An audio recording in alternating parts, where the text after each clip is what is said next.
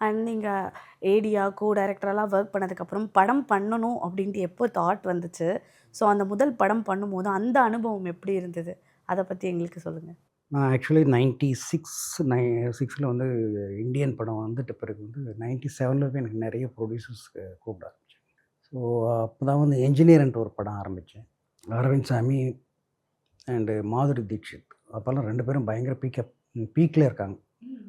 அதாவது வந்து இப்போ மாதுரி தீக்ஷித் வந்து ஹம் ஆப் கே கோனோன்ற ஒரு படம் வந்து கிட்டத்தட்ட 1 வருஷம் ஓடிட்டுருக்கு.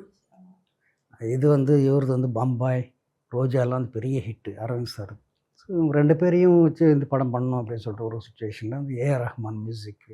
ஸோ எல்லாமே ஆல்ரெடி ஒர்க் பண்ணியிருக்கேன். ஸோ நல்லா வந்து நிறைய ஒரு ஸ்ட்ராங்கான ஒரு கதை ஒன்று இது பண்ணேன். ஏன்னா இவங்ககிட்டலாம் போகும்போது வந்து முதல் படத்துக்கு போகும்போதெல்லாம் வந்து இது பண்ணக்கூடாது அப்படின்னு சொல்லிட்டு ஒரு ரொம்ப ஸ்ட்ராங்கான ஒரு சப்ஜெக்ட் எடுத்துகிட்டு 2 பேர்கிட்டயும் அலைஞ்சேன். ஸோ 2 பேரும் அக்செப்ட் பண்ணிக்கிட்டாங்க. அப்புறமா வந்து படமும் ஸ்டார்ட் பண்ணி ஆல்மோஸ்ட் 80% முடிஞ்சது. அது பிகாஸ் ஆஃப் சம் ஃபினான்ஷியல் ப்ராப்ளம்ஸ்னால வந்து படம் ட்ராப் ஆகி போச்சு. அதில் இருந்து அது ஒரு 97ல் இருந்து அப் டு 2001 வரைக்கும் வந்து ஸ்ட்ரகிள். எப்படியாவது அந்த இந்த 20% ஆஃப் இது வந்து படத்தை முடிச்சுட்டு எப்படியாவது இது பண்ணணும் அப்படின்னு சொல்லிட்டு அது முடியல. என்னுடைய கைக்கு மீறி போயிடுச்சு.